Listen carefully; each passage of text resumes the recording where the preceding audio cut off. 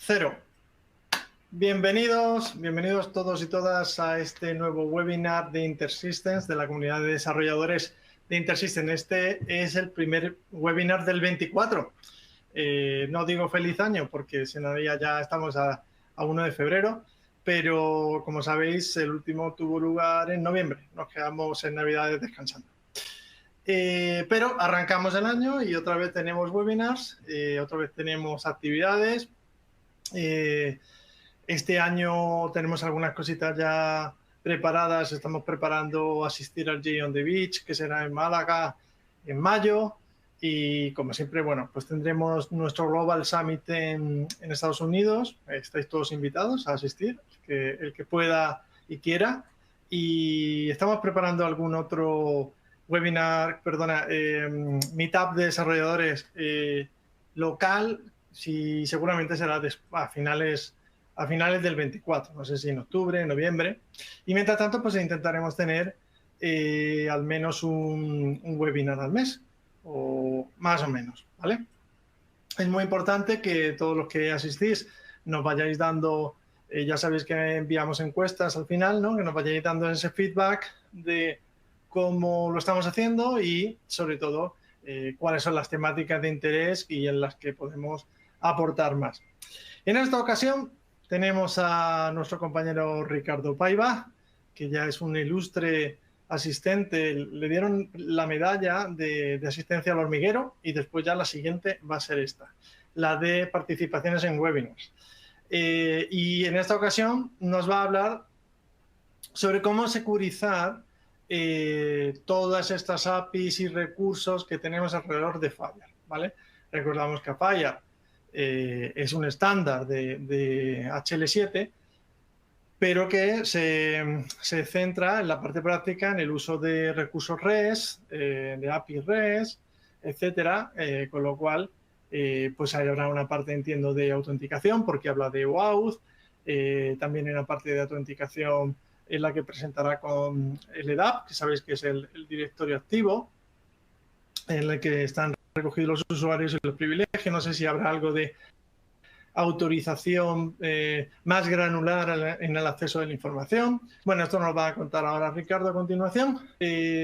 Como sabéis, esta plataforma que tenemos, no sé si ha cambiado algo porque nos la van cambiando de vez en cuando, pero son varias ventanas que podéis mover, podéis ajustar a vuestra propia conveniencia y para estar cómodo, ¿vale? Porque normalmente puede parecer pequeñita, etcétera. Y nada más, todas las preguntas que tengáis, hay un chat en el que podéis hacer cualquier tipo de manifestación, ¿vale?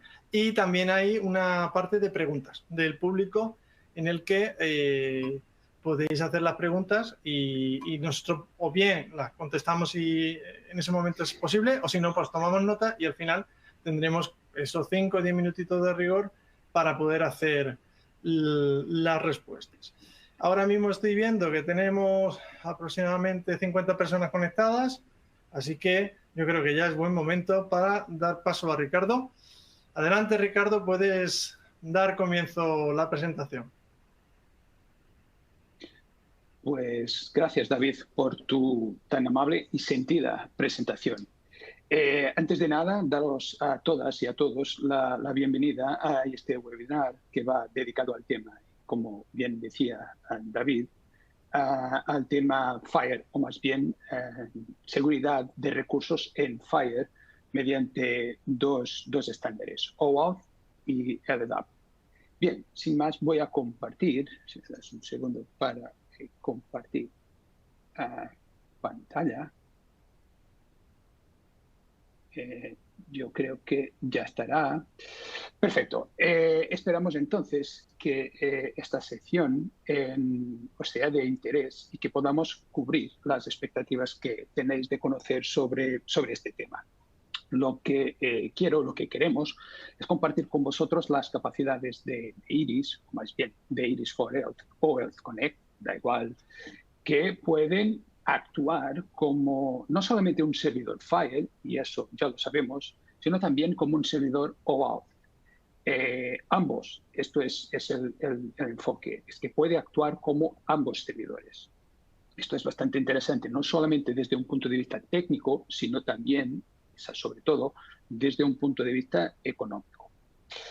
La verdad es que este no es el primer webinar, y hay que matizarlo, que hacemos con respecto al estándar FHIR. Por lo tanto, asumimos un conocimiento previo, aunque genérico, sobre estos estándares FHIR, OAuth, quizás también LDAP. Evidentemente, aclararemos algunos conceptos, pero no profundizaremos cada uno de ellos. Pues sin más, vayamos a la agenda. Hemos preparado este webinar en dos partes. Una parte para la aclaración de conceptos, digamos, y una parte para una demo. O sea, empezaremos con algunas diapositivas y entraremos en la plataforma para configurar los distintos elementos que van a conformar la arquitectura y lo haremos en directo. En las diapositivas, pues tardaremos unos 10 minutos, 15 como mucho, y las haremos desde ya, de golpe, y los últimos 35 minutos, más o menos, los dedicaremos a la demo. En las diapositivas, pues veremos casos de uso y conceptos genéricos, y veremos también, sobre todo, los componentes, los elementos que usaremos en nuestro entorno de demo. Bien. Entonces, en pantalla lo que tenemos son algunos de los casos de uso más recurrentes en FHIR. No es un listado, digamos, exhaustivo, pero nos permite definir lo que es o lo que sería el espacio del problema. Usemos el primer caso como ejemplo, la historia clínica del paciente. Insisto, con los debidos ajustes, lo que veremos a lo largo de este webinar aplica, si no a todos, casi a todos los casos de uso en FHIR. Entonces, imaginaros un profesional clínico, médico, enfermero, que sea, que necesita acceder a la historia clínica de un paciente que tiene delante o en remoto, ¿verdad? Da igual. Imaginaros también que la historia clínica de este paciente pues la tenemos en un servidor FHIR. El profesional no podrá de manera libre y sin restricciones acceder a los datos clínicos. Esto es evidente. Tendrá por lo menos que autenticarse y quizás ha de tener la autorización necesaria y suficiente para acceder y manipular quizás los recursos requeridos. Entonces, yo creo que tenemos nuestro espacio del problema bien definido, acotado. O sea, hablamos de autorización y autenticación de actores, usuarios, en el acceso a los recursos protegidos, a los recursos FHIR. Vayamos entonces a lo que sería o lo que es el espacio de la solución.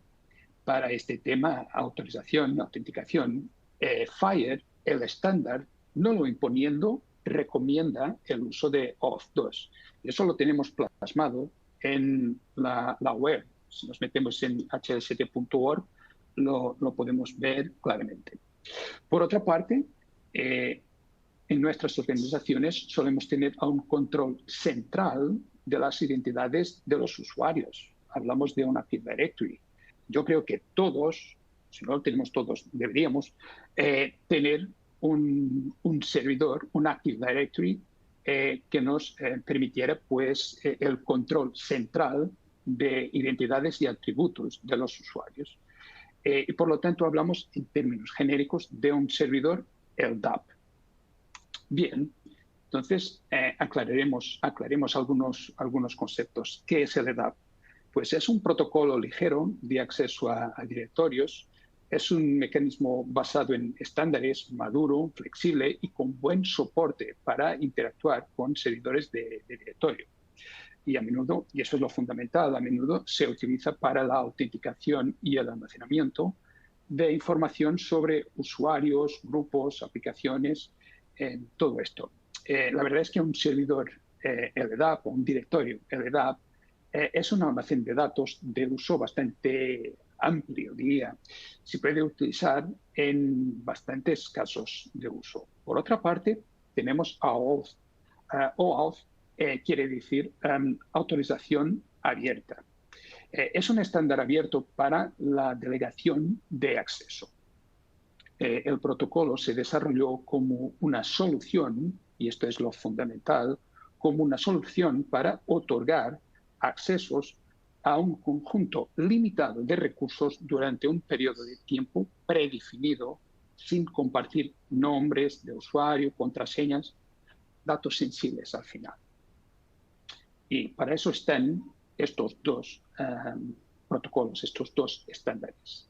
¿Tiene sentido de alguna manera casarlos? Pues yo diría que totalmente. Veamos las ventajas de uno y de otro y qué podemos de alguna manera sacar de casarlos. Bien, por una parte tenemos a LDAP. Es un protocolo, ya lo he dicho, ligero, maduro, probado, es que sobran adjetivos. Lo que sí es cierto es que tiene, de alguna manera, omnipresencia en las arquitecturas tecnológicas actuales. Es decir, está por toda parte y permite un control y una gestión centralizados de las identidades y atributos de los usuarios. Si ya lo tenemos en nuestro ecosistema, pues tiene todo sentido que lo aprovechemos. Es lo que vamos a hacer. Por otra parte, OAuth ha sido, yo diría, ampliamente adoptado y es probablemente el protocolo de autenticación más utilizado para aplicaciones web. Vamos, la verdad es que los proveedores de nube dependen en gran medida de esta técnica en su oferta. Vale, entonces, si hablamos de alguna manera, de una arquitectura tecnológica, veamos algunos de los elementos de manera genérica que conforman la arquitectura antes de meter manos a la obra. Bien, entonces, los componentes genéricos que tendremos a un usuario, seguro, sí o sí.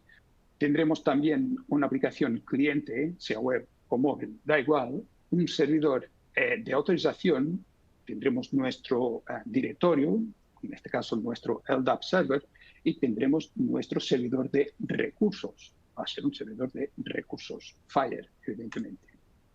¿Vale? Porque hablamos de una arquitectura, tiene componentes y relaciones. ¿De qué relaciones hablamos? Pues empecemos con el usuario. El usuario quiere acceder a la historia clínica de un paciente. Acordaros del caso de uso que teníamos hace un rato. O sea, los datos del paciente son recursos FHIR en el servidor. Y el usuario tira de su aplicación, sea móvil o web, da igual, para ello. Vamos, antes, entre el servidor de autorización y el servidor de recursos se establece un vínculo de confianza. La aplicación cliente se registra ante el servidor de autorización y más tarde le pide permiso para acceder a cierto contenido en el servidor de recursos.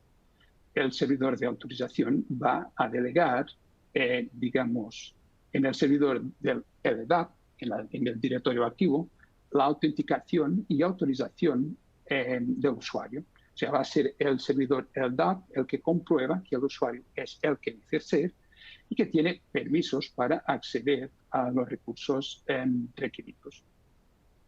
Bien, y si todo va bien, el servidor de autorización va a devolver al cliente un token para el acceso al servidor de recursos.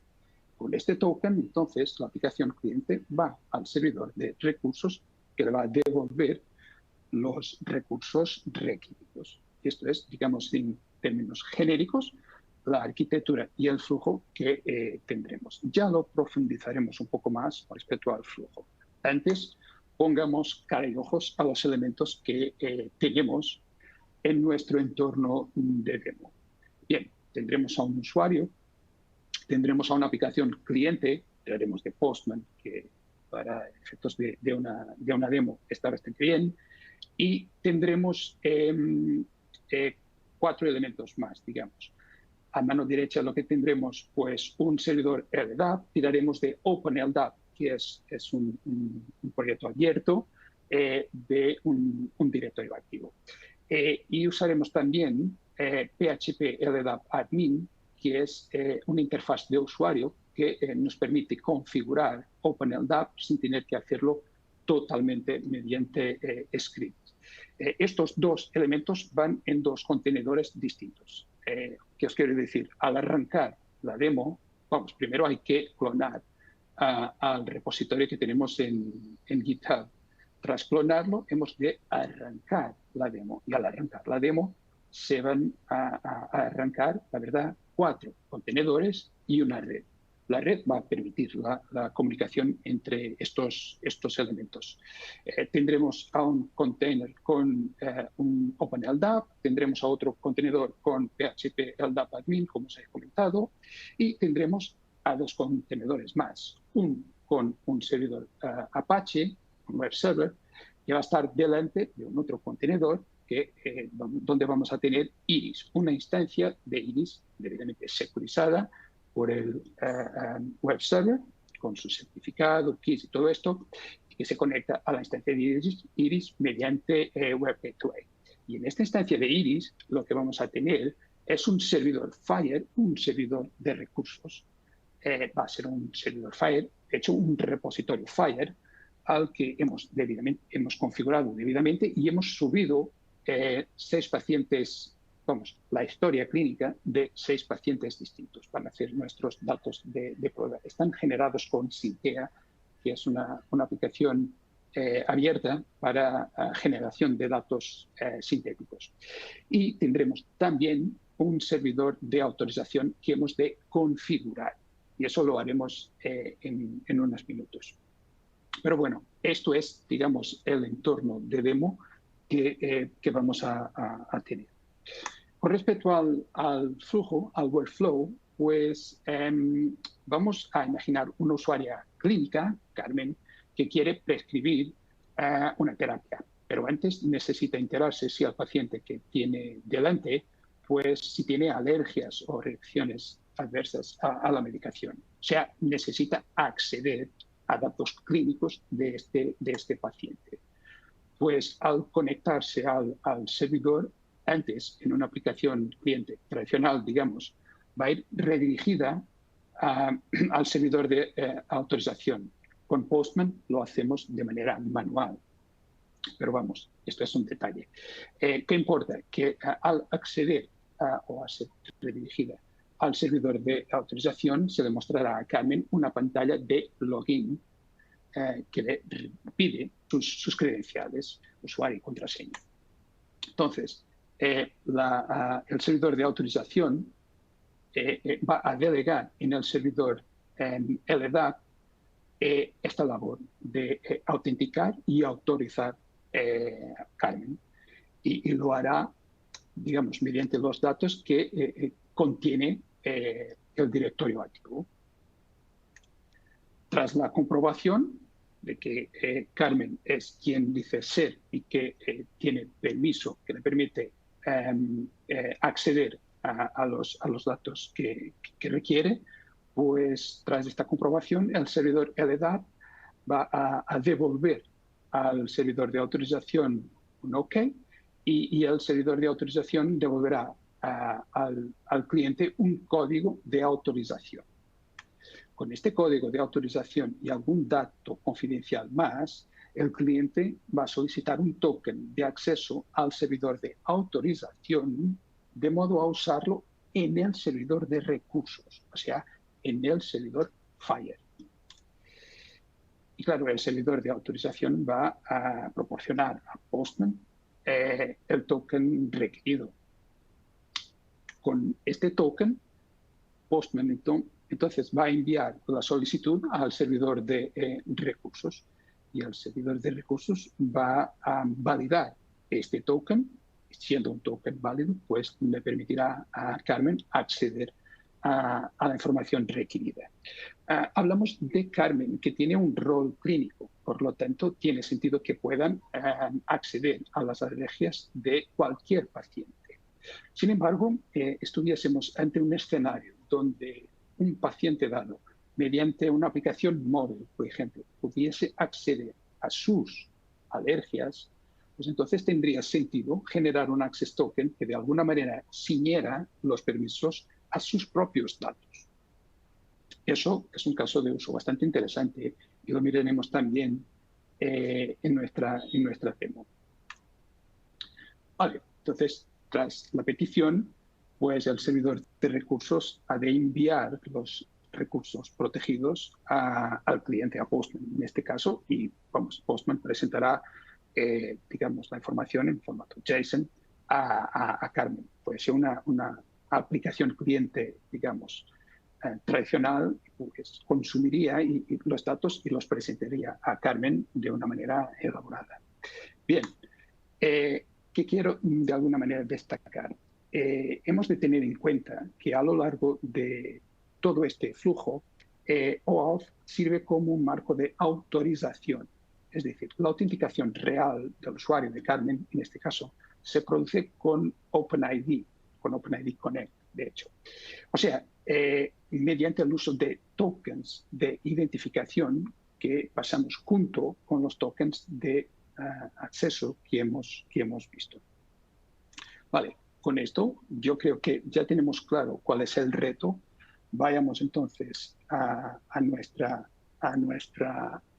entorno de demo para configurarlo. Y eso es lo que hemos de hacer.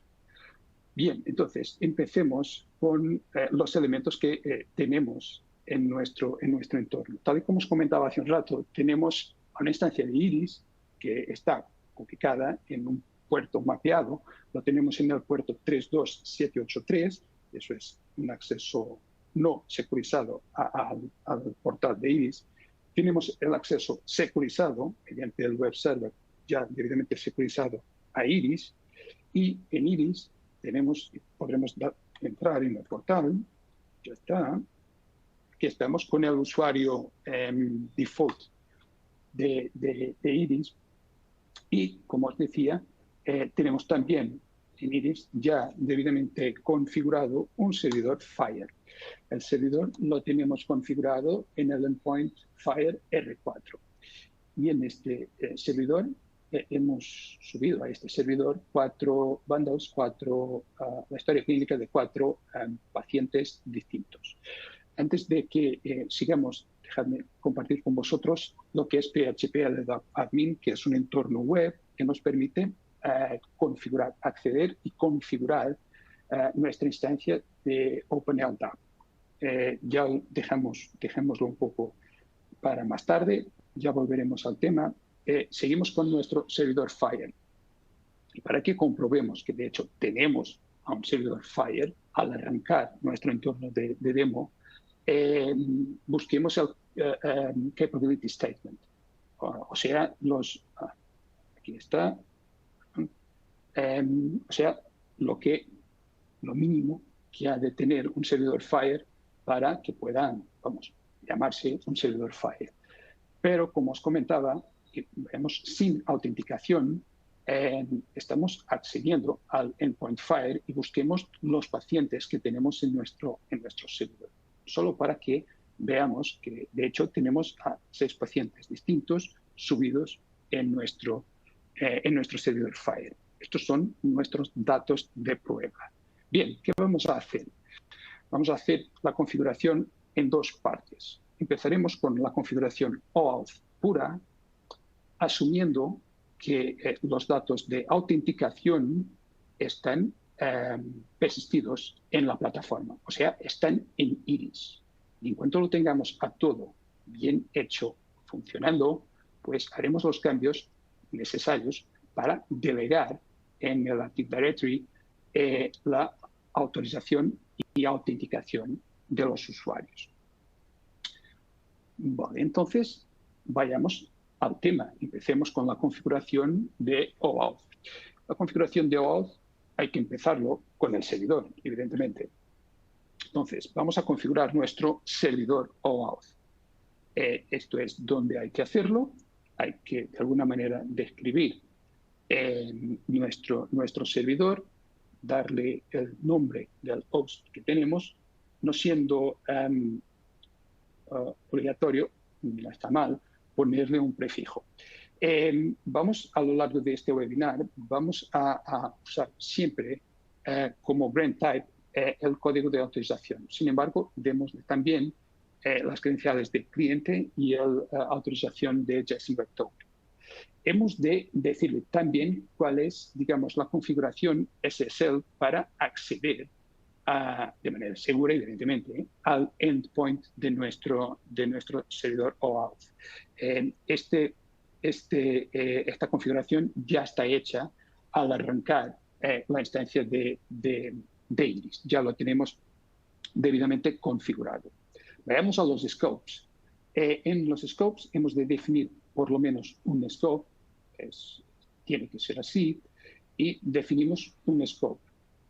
Pero, ojo, lo que le decimos a nuestro servidor OAuth es que vamos a permitir scopes no compatibles. Es decir, la validación de los scopes no la hacemos en el servidor, no queremos hacerla. O sea, si le pido un scope, sea que scope sea, me va a devolver un access token conteniendo estos scopes.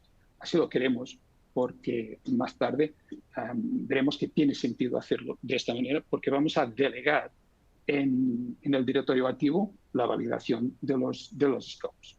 En los intervalos no habrá que tocar y en la configuración de JSON Web Token, pues yo le daré la cifra, o más bien el algoritmo de firma que queremos usar, RS512. Y lo único que hay que tocar, de momento, en la personalización va a ser, digamos, la clase que va a generar nuestro token. Queremos hacerlo con JWT. Aquí lo tenemos con JSON Web Token. Y esto sería lo suficiente. Ya tenemos nuestro servidor de alguna manera configurado. Vayamos entonces a crearnos nuestra primera descripción de cliente. Vale, vamos a crear una configuración de cliente para Postman. Vale, hay que nombrarlo de alguna manera. Va a ser tipo de cliente, va a ser un cliente confidencial. Y lo que sí se requiere es que le digamos cuál es, digamos, la URL al que va redirigido tras la autorización. Y eso es lo que hemos de suministrarle y hemos de aceptar. Bien, tal y como os comentaba hace un rato, hemos de darle, además del código de autorización, que es el grant tag que usaremos, le damos también los dos grants que os comentaba hace un rato. Insisto, con respecto a la cifra, pues que sea la misma. Ya está. Y es lo suficiente, o sea, lo que hemos de hacer. Y en estos momentos ya veremos para qué sirve el ID de cliente y el secreto del cliente. Aquí lo tenemos. Pero antes de que podamos, de alguna manera, terminar nuestra configuración de servidor, hemos de hacer algo. O sea, todas las peticiones que nos lleguen a la plataforma han de ser, con respecto al workflow OAuth, han de ser redirigidas al servidor. Bien, entonces hemos de, imagino que ya lo sabéis, hemos de definir una aplicación web para que podamos hacerlo. Entonces, nos metemos en aplicaciones, aplicación web, y hemos de crearnos una nueva aplicación. Tiraremos de un template bastante interesante, que es el OAuth Default, y lo usamos, y aquí lo que hacemos es, le damos nuestro auth server, que hemos dado el prefijo a auth server, pues ya está. Y con esto hemos de definir cuál sería el dispatch class. Aquí lo ponemos, dejamos lo default. Lo guardamos y es lo suficiente. Vamos, con esto ya podremos probarlo desde Postman. No podremos hacer todo el flujo, que se requiere alguna configuración más, pero podremos, digamos, generar o solicitar el access token. Pues vayamos al tema. Aquí es donde hemos de configurar, digamos, la solicitud de nuestro web token. Podremos nombrar al web token, no quiero hacerlo, le diremos cuál es el grant type, y eso es fundamental. Insisto, estamos, y a lo largo del webinar, estaremos siempre ante un escenario de Authorization Code. Necesitamos al callback URL, el que hemos definido hace un rato en la descripción de nuestro cliente, y necesitamos también configurar, y eso lo sacamos de la configuración de nuestro servidor, la URL para buscar el código de autorización aquí y la URL para buscar el Access Token aquí. Ojo, y lo hago desde ya para que no se me olvide más tarde, yo le doy también lo que suele llamarse audience, la audiencia. Es decir, yo quiero el token para qué, dónde voy a acceder, a qué servidor de recursos quiero acceder con el token que te pido servidor. Y eso hemos de decirlo. No tenemos la configuración todavía terminada, lo sabemos, pero aquí está la audiencia también. Ojo, un inciso, este Postman Collection está disponible también, o sea, todo esto está disponible en el repo, en el repositorio, en GitHub. Lo tenemos, todos los elementos que usamos a lo largo de este webinar están disponibles en GitHub. Bien, entonces, hace un rato os comentaba que ya teníamos el ID de cliente y el secreto de cliente. Estupendo. Necesitamos de estos elementos, vamos a copiarlos, y esto tiene que ser así. Vamos a copiarlos a Postman. Client ID, aquí está, y Client Secret, aquí está. Todo el tema. Bien, parece. Vale, pues el scope, o sea, los ámbitos, y eso ya es más tema de Fire, toda la sintaxis esta es tema de Fire, pero yo me identifico como usuario y quiero leer de todos los recursos lo que yo quiera. Vamos, es lo que quiere de alguna manera decir este scope. Vale, entonces voy a solicitar al servidor que me abre en otra pantalla, al servidor de autorización que me genere el Access Token. Bien, darme de alta, insisto, en esta fase estamos partiendo de la premisa que los usuarios están dados de alta en Iris. Por eso sigo con el usuario default de la plataforma. Vale, entonces le doy, ¿vale? O sea, ya estoy, digamos, autenticado, me pone cuál es el rol, el scope que estoy requiriendo, y bien, me va a devolver el Access Token, y aquí lo tenemos, el Access Token.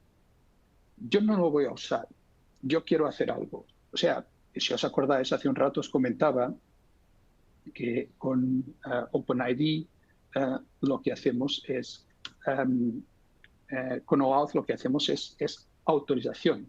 El tema de autenticación va con OpenID Connect.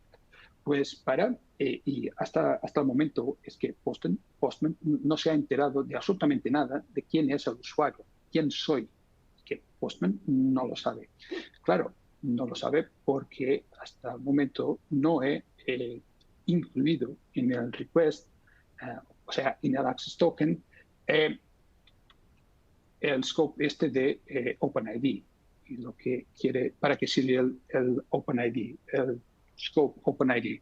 Pues para que podamos obtener un token, además del token de acceso, el token de identificación. O sea, para que tengamos identificación, datos de identificación del usuario. Así se hace la autenticación. Por eso yo siempre digo autenticación, autorización, pero en rigor OAuth sirve para autorización y OpenID Connect para autenticación. Vale. No tenemos toda la configuración terminada. Es decir, hemos de configurar, digamos, la pata del cliente que queremos. O sea, nos falta un cliente, nos falta el servidor de recursos, o más bien el servidor Fire. Vale, entonces vayamos a nuestro servidor y pensemos por nuestro servidor Fire. Y hasta ahora hemos podido hacer peticiones totalmente en claro, es decir, sin autenticación. Lo estamos permitiendo. No queremos hacerlo. O sea, vamos a quitar la posibilidad de acceder en claro a la información que tenemos o a los datos que tenemos en nuestro repositorio y vamos a definir un nombre para la configuración cliente OAuth que queremos vincular a nuestro servidor de recursos, a nuestro servidor Fire. Y vamos, ya está. Con esto ya no podríamos, volviendo a la petición que hicimos hace un rato y seguimos sin autenticar, en teoría, espero por lo menos que no podamos hacerlo. Aquí está, o sea, que me pone que no estoy autorizado. Es decir, yo podría, si me autenticara, es lo que quiere decir el error este, el status este, yo podría acceder a la información, pero tendría que autenticarme. Bien, es lo que hemos de hacer. Entonces, ya tenemos definido el nombre de la configuración cliente para nuestro servidor Fire. Vayamos entonces a configurarlo, es lo que hay que hacer. Vale. Pues ahora nos metemos en OAuth y ya no voy a configurar un servidor, sino voy a configurar un cliente. Bien, quiero crearme una descripción del servidor de autorización al que quiero conectarme, con el que quiero interactuar. Y para ello, y esto nos lo ofrece el servidor, hay que decirle dónde está el endpoint del servidor OAuth y hay de decirle cuál es, digamos, la configuración, si estos certificados y keys, todo esto, que me permite acceder de manera cifrada al endpoint. Tras hacerlo, pues he de detectar y guardar de manera automática, pues el cliente me busca todos los datos del servidor. Hablamos de un servidor que acabamos de configurar en Iris, pero Iris puede actuar solamente como cliente. Olvidándonos de lo que hicimos hasta ahora, yo me podría conectar a un servidor en la nube, a un servidor OAuth en la nube, sin problema. Bien, entonces ya tenemos nuestra configuración de servidor, o descripción más bien de servidor. Vayamos a crearnos nuestra configuración cliente, que no la tenemos todavía. Entonces, lo he copiado, espero, sí, aquí lo tenemos, hemos de nombrarla, si queremos, no hace falta, bien. No, hemos de definirle un nombre también. Y hemos de decirle que estamos hablando de un servidor de recursos, lo de siempre, o sea, el tema de certificados, keys, todo esto para acceder de manera cifrada al endpoint, y esto sería lo suficiente para hacer el registro dinámico y guardar.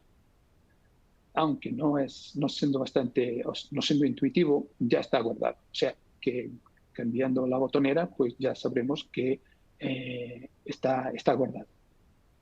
Bien, comprobémoslo, por si acaso. Vayamos al servidor.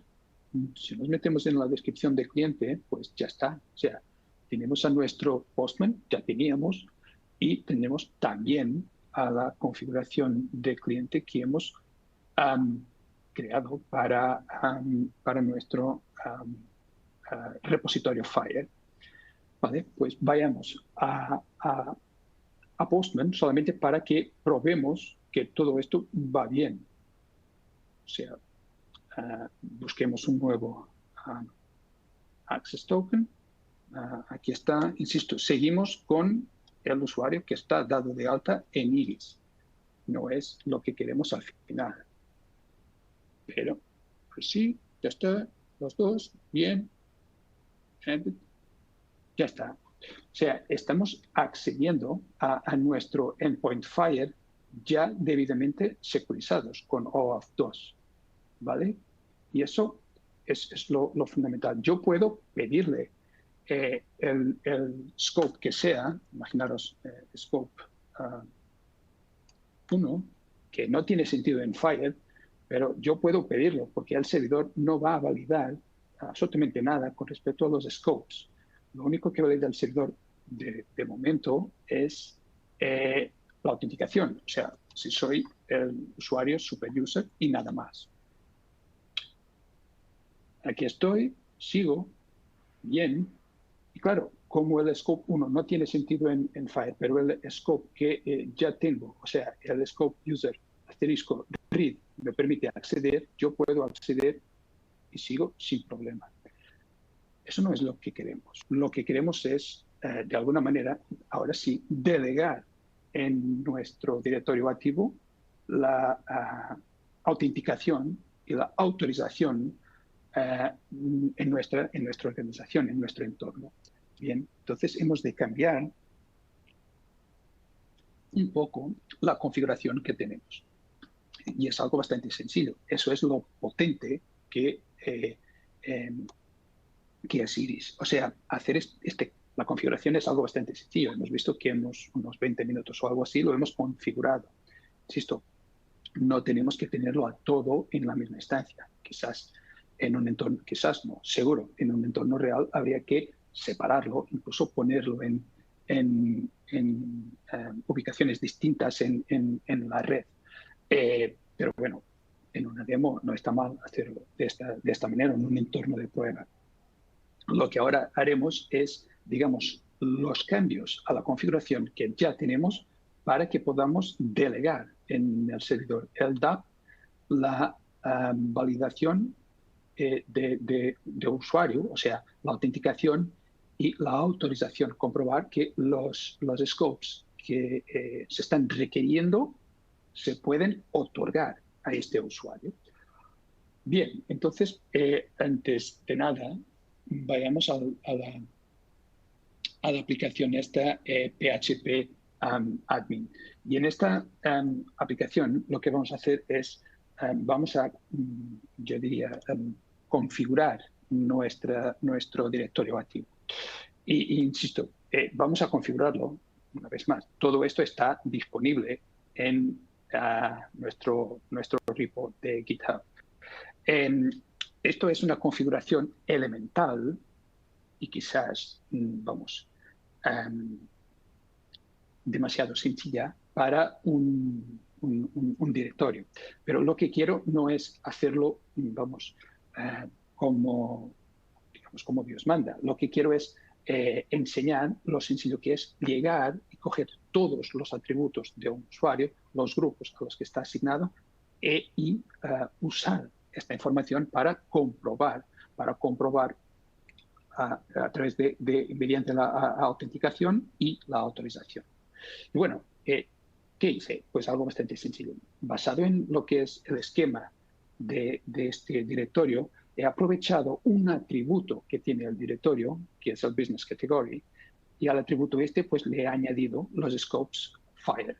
Hubiese que hacerlo de verdad, pues no estaría mal definir un nuevo atributo y nombrarlo scopes o algo así, o quizás, más bien, crearnos los grupos distintos para permisos distintos a los que asociaba. Entonces, distintos scopes y asignar los usuarios, a estos grupos. Pero bueno, para nuestro entorno nos vale este ejemplo. Y en este Business Category, que es donde, digamos, almacenamos los scopes, me he creado 3 scopes. ¿Vale? Esta es nuestra configuración LDAP. Antes de cambiar nuestro flujo OAuth, hemos de probar la conexión desde Iris al servidor LDAP. ¿Por qué? Vamos, porque nos permite garantizar que la conexión no tiene errores, que el usuario que usamos para hacer la búsqueda es correcto, que el usuario que queremos comprobar ya existe, de hecho, en el directorio, y si nos sale algún error en el momento que hagamos los cambios a nuestro workflow OAuth, pues hemos de ser conscientes que si hay un error, el error está en el workflow OAuth y no en la conexión desde Iris al servidor LDAP. Vale, entonces para probarlo, ¿qué hacemos? Algo bastante sencillo.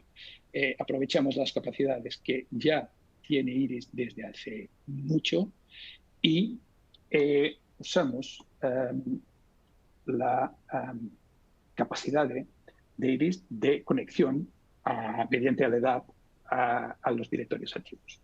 ¿Qué hemos de configurar? Pues algunos datos bastante sencillos. O sea, el host, y eso está documentado, lo tendremos.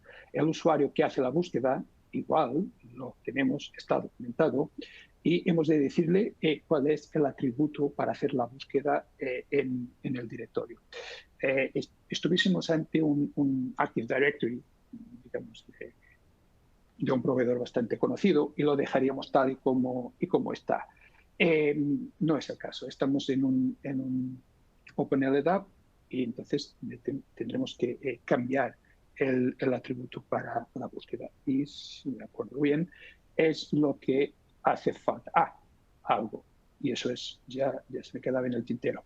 Hemos de definir la contraseña. Si no le ponemos la contraseña, tendremos un error. Eso es cierto. ¿Qué me pasó? Entonces, lo guardamos y ahora lo probamos. Vamos a probarlo con el usuario que tenemos ya definido, o sea, Clinical User 01. Vayamos a ello. Clinical User, aquí está, 01. La contraseña se la doy, ya está, y lo probamos. Esta prueba, este test, requiere bastante información, que a nosotros nos da igual. O sea, lo que queremos es comprobar que el usuario que se encarga de la búsqueda se conecta al servidor y puede hacer la búsqueda. De hecho, sí, se puede. Que el usuario Clinical User se encuentra, sí se encuentra, y que además se puede autenticar. Y aquí está. User Authenticate, aquí está.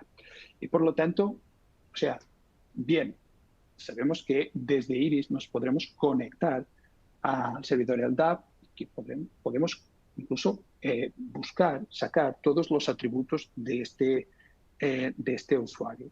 Perfecto. Entonces, ¿qué nos sobra? Pues cambiar nuestro workflow LDAP nuestro workflow OAuth para que puedan, digamos, delegar en el directorio activo las labores de autorización y autenticación. Vale. Entonces, en el repo lo que tenemos es, y esto es solamente una clase, lo que hemos de hacer es implementar una clase, solamente una clase. Y en esta clase hemos de implementar un solo método. Es que yo creo que más sencillo pues no sería posible.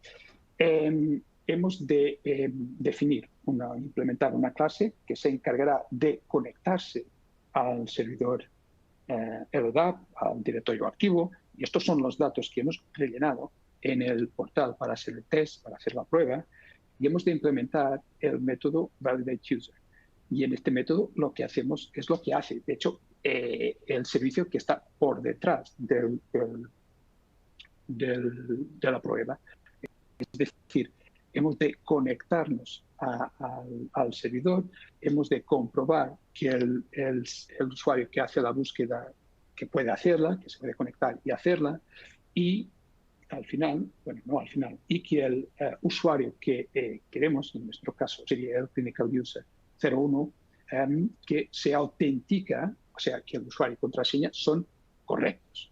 Bien, y si son correctos, entonces tiene sentido comprobar si los scopes requeridos están dados de alta en el directorio activo. Y es lo que hacemos. O sea, buscamos los atributos del usuario, comprobamos que tiene definido el atributo Business Category y teniéndolo, lo que hacemos es iteramos sobre los elementos que tenemos disponibles y comprobamos que los scopes requeridos forman parte de los scopes definidos. Y si todo va bien, y así esperamos, pues validamos el usuario. Si no lo validamos, pues seguiremos presentando, digamos, la pantalla de login. Es una prueba. Habría que controlar un poco esto con una interfaz, digamos, adecuado. Pero bueno, ¿qué hay que hacer?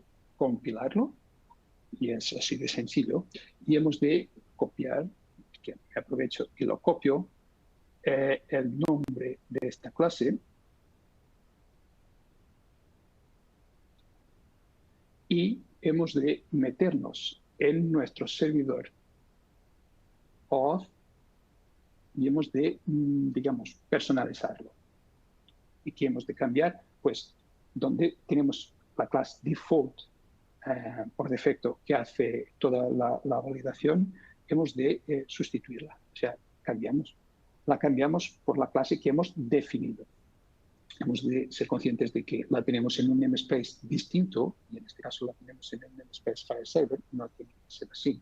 Cualquier namespace podría valer, y hemos de dedicarle, digamos, el rol que queremos. Y con esto ya sería suficiente para delegar en nuestro directorio activo la autenticación y autorización de nuestros usuarios. Pues probémoslo. Vamos a solicitar un nuevo token. Probémoslo y sigamos con el superuser. Somos conscientes, es cierto, que este superuser no forma parte de los usuarios que tenemos en nuestro directorio activo. Entonces, le pongo la contraseña correcta y le digo, y me dice que no puede autenticar.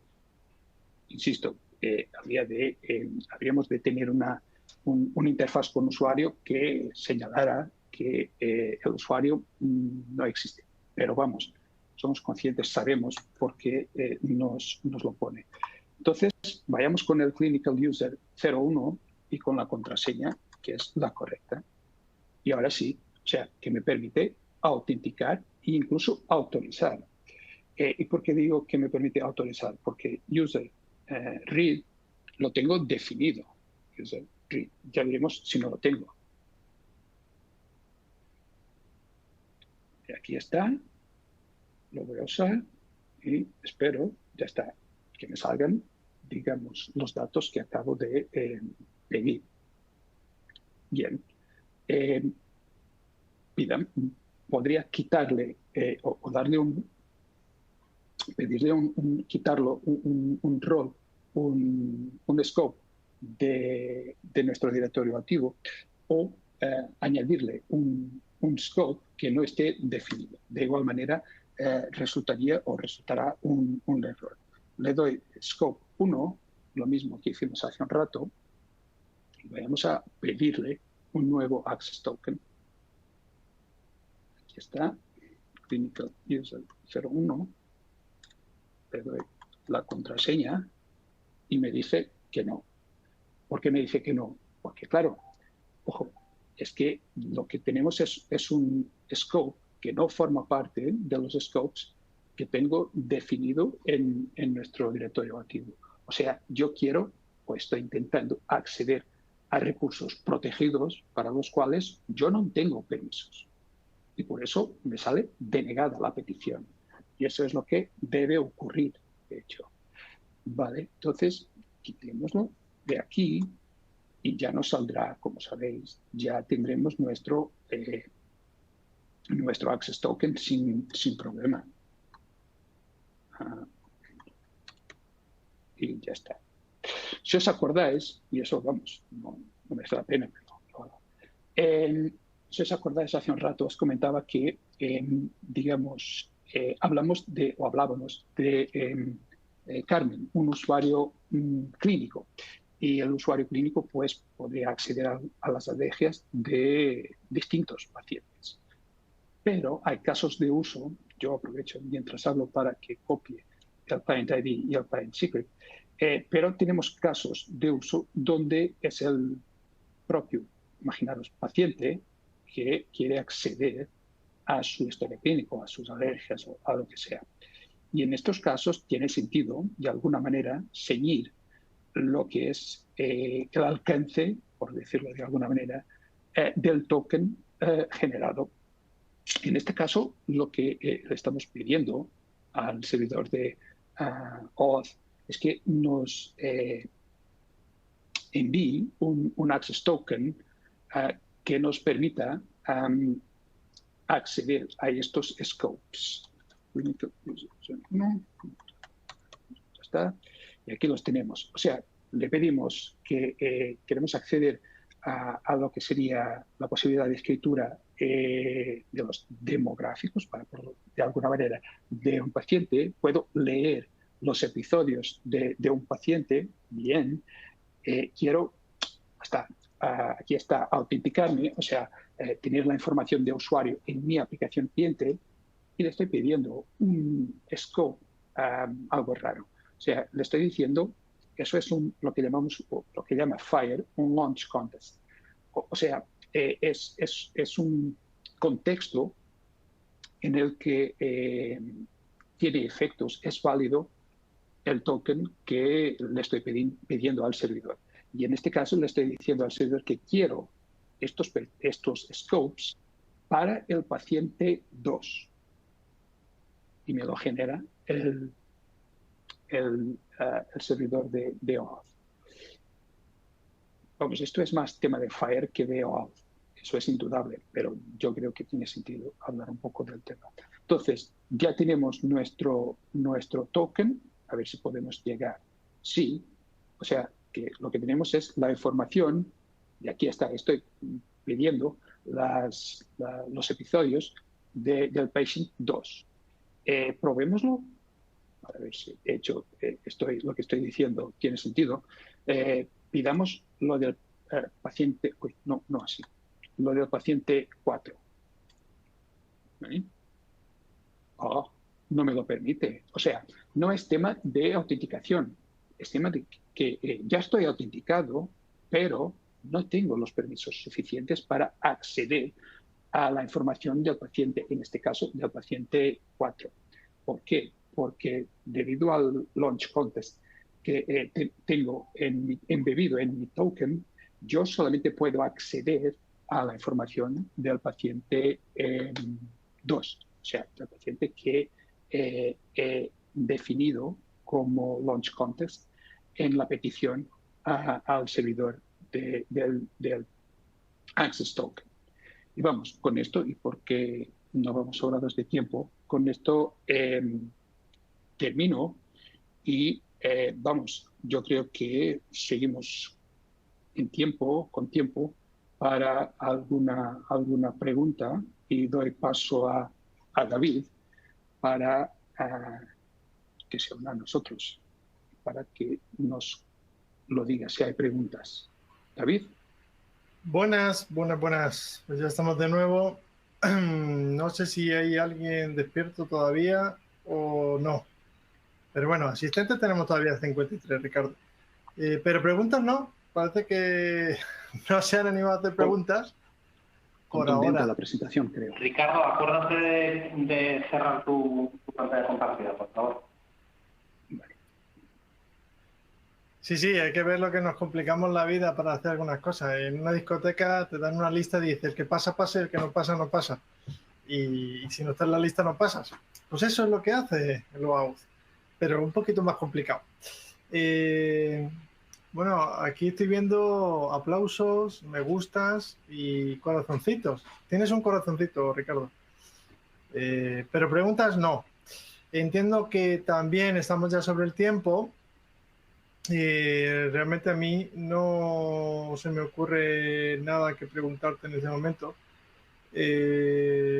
Entonces, si te parece, a no ser que tengas algo que añadir, damos para cerrar. No, absolutamente nada que añadir. Apenas, y una vez más, daros a todos las gracias por atender a nuestro webinar. Esperamos haber correspondido a vuestras expectativas y volveremos. Muchas gracias. Muchas gracias. Oye, pues está bien esto de los emoticones. Esto es nuevo, antes no lo teníamos. Oye, pues nada, yo creo que ya por ahora vamos a cerrar. Insisto, como siempre, en que nos tenéis 24 horas 7 días a la semana, 365 días al año en la web de la comunidad. Estáis en YouTube. El que no se haya dormido con este vídeo, con este webinar, o se haya dormido y quiera volver a verlo, lo tiene en YouTube disponible. Todavía no, pero os avisaremos y, como siempre digo, enviaremos una encuesta para que nos vayáis recomendando cómo mejorar, si el contenido es el adecuado o no. Y nada más, solo me queda despedirnos, agradecer muchísimo a Ricardo su participación y su esfuerzo al preparar las demos, y esperamos veros en otro, y mejor no se puede, ¿no? Como se suele decir, webinar, así que lo haremos lo mejor posible. Hasta luego. Gracias.